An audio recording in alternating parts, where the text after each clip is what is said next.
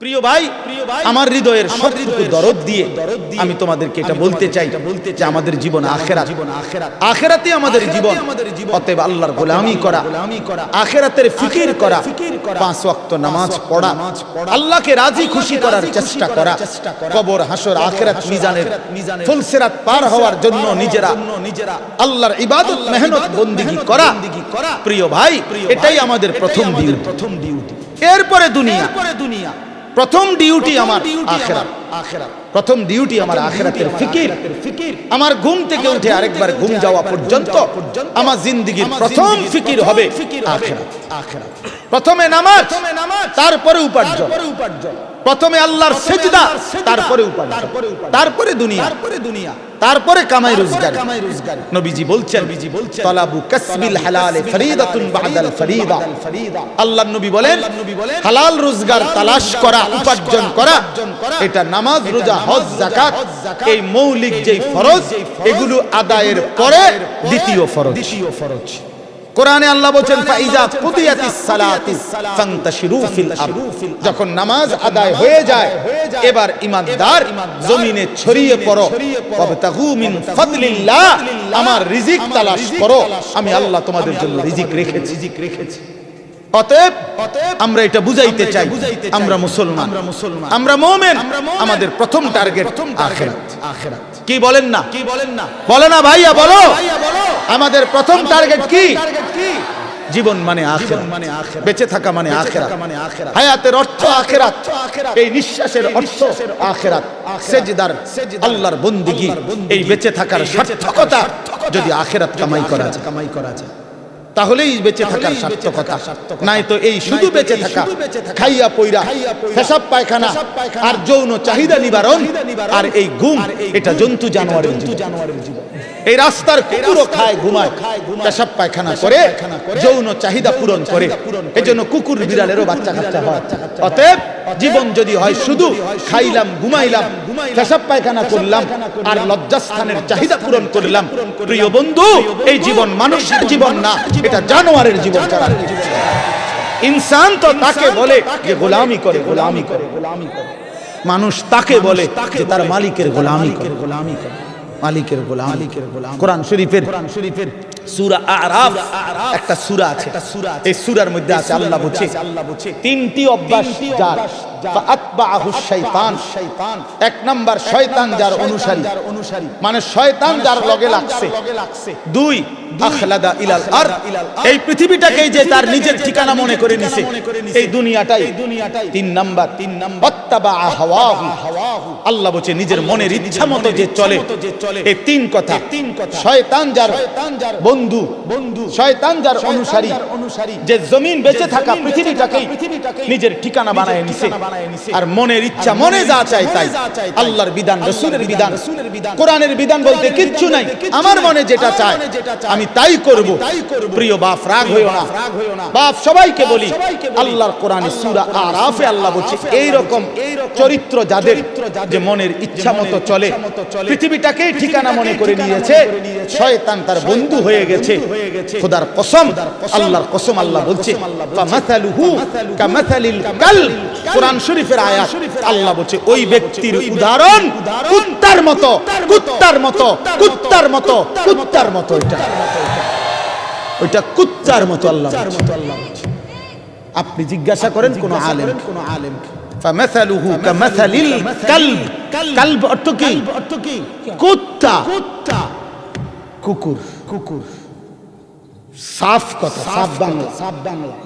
ওই জীবন কুত্তার জীবন, যে জীবনে ঈমান নাই, যে জীবনে সেজদা নাই, যে জীবনে মালিকের সাথে কোনো বোঝাপড়া নাই, যে জীবন আখিরাতের ফিকির নাই। কারে জিজ্ঞাসা করে যুবক হাঁটো, কার মতো চুল রাখলা, কার মতো পোশাক পরলা, সারা দিনে 1 ওয়াক্ত সেজদা দিলা না, মুসলমানের ঘরে জন্ম নিছো। এই নাফরমান, মুসলমান মায়ের দুধ খাইছো নাফরমান। মায়ের পবিত্র দুধ, 2 বছরের পবিত্র দুধের এত বড় নাফরমানি কেমনে করলা বাপ? মায়ের 9 মাসের গর্ভকে এভাবে অপমান করলা। এক মা 9 মাস ধরে তোমারে গর্ভে ধারণ করছে, এক মা তোমারে 2টা বছর বুকের দুধ খাওয়াইছে। তুমি সারা দিন 16 বছর বয়সে 18 বছর বয়সে মোবাইল টিপবা আর নারীর ছবি দেখবা, উলঙ্গ দৃশ্য দেখবা। এজন্যই মায়ে তোমারে দুধ খাওয়াইছিল।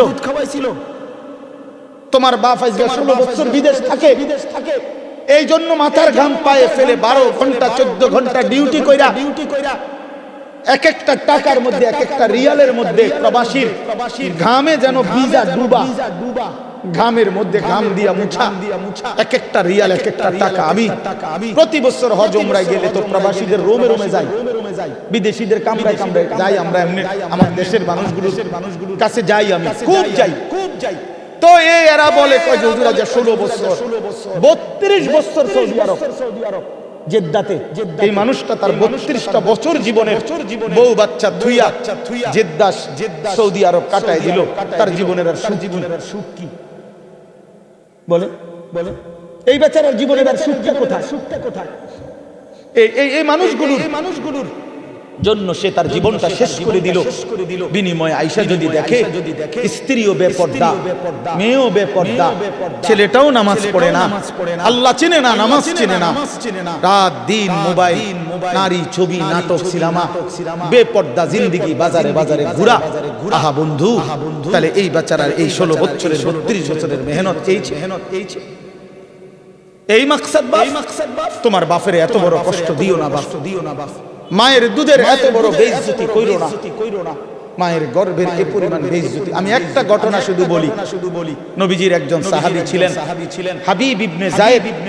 আল্লাহর নবীর একজন সাহাবী হাবিব, ওনার নাম। উনি 16 বছর বয়সে কাফেররা উনারে আটকায় ফেলছিল। আটকানোর পরে এই সাহাবীকে কাফেররা শহীদ করছিল, হত্যা করছিল। কিন্তু হত্যাটা করছে বড় নির্মম ভাবে।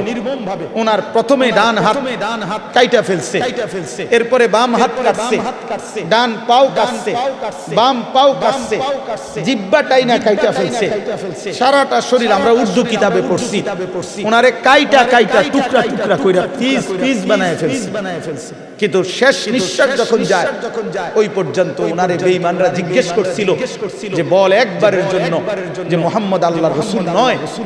উনি বলছে ওয়াল্লাহি আনা আশহাদু আন্না মুহাম্মাদান রাসূলুল্লাহ। এই বেঈমান, আমি শেষ মুহূর্ত পর্যন্ত সাক্ষ্য দিলাম আমার মদিনার নবী মুহাম্মদ তিনি আল্লাহর রাসূল। আমার জান যায় আমি তাকেই রাসূল মনে করি। এইভাবে উনি জীবন দিয়েছেন। ওনারে কাইটা টুকরা টুকরা করে ফেলে দিয়েছে। আল্লাহর কসম বাপ, প্রিয় ছেলেরা, আমার হাত জোড় করে বলি বন্ধু, এই খবর যখন মদিনায় ওনার মা, উনিও সাহাবী ছিলেন, মহিলা সাহাবী, উম্মে আম্মারা, মায়ের নাম উম্মে আম্মারা।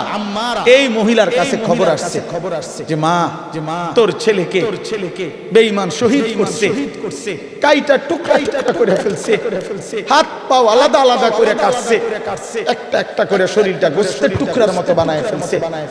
তবে তোর সন্তান মা শেষ নিঃশ্বাস পর্যন্ত মুহাম্মদ আরবি, রাসূল আরবির বিরুদ্ধে একটা শব্দ বলে নাই। খোদার কসম বন্ধু, আমরা কিতাবে পড়ছি, ওই মা তখন একটা চিৎকার দিয়ে বলছে, মদিনাবাসী শোনো, লিহাযাল ইয়াউমি আরদাতুহু, এমন একটা দিনের জন্যই আমি মা আমার সন্তানকে বুকের দুধ খাওয়াইছি। আমার সন্তান আমার দুধের হক আদায় করছে, আমার রাসূলের জন্য জান দিছে, ইসলামের জন্য আমার সন্তান কুরবান হয়েছে। আমার দুধের হক আদায় হয়েছে, আমার 2 বছরের দুধের হক আদায় করছে। লিহাযাল ইয়াউমি আরদাতুহু, এমন দিনের জন্যই আমি দুধ খাওয়াইছি। প্রিয় ভাই, বলো তুমি কাফেরের অনুসরণ করবা বড় হইয়া, এজন্য মা দুধ খাওয়াইছিল? ইহুদির মতো চুল রাখবা, খ্রিস্টানের মতো, কাফেরের মতো? বলো বাবা, এক ওয়াক্ত নামাজ পড়বা না, এই জন্য মা তোমারে দুধ খাওয়াইছিল? তাইলে বলো বা ইনসাফের সাথে বলো। এটা ফিকির করা উচিত, এটা ইনসাফের সাথে ফিকির করা উচিত। অতএব আসছে বক্তা আসছে, এখন টের পাই।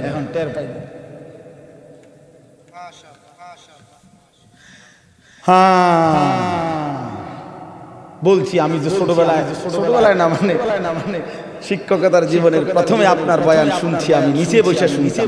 আলহামদুলিল্লাহ, আল্লাহ তাআলা ভরপুর বরকত দান করে। তো ভাইয়া বললাম আমার কথা আমি শেষ করে দিই।